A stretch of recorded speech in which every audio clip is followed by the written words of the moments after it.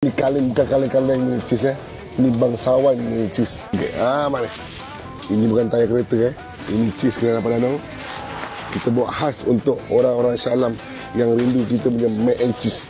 Ni. Kita akan kopek fresh-fresh, kita akan kopek. Semua ni kita akan bagi semua rasa fresh cheese sebenar.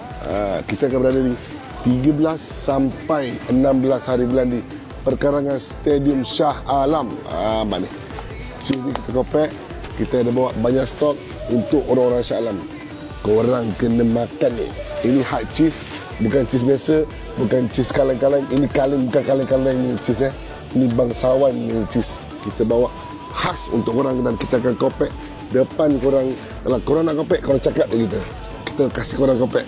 Korang rasa ni kopek macam ni. Fresh, nak bunyi dia. Dengan kopek kita akan bagi semua rasa. Okey, kita akan berada di sini perkarangan Stadium Shah Alam dari 13 sampai 16 hari bulan. Stadium Shah Alam. Ingat, siapa bagi sedap, Allah bagi sedap. Siapa bagi rezeki, Allah bagi rezeki. Assalamualaikum.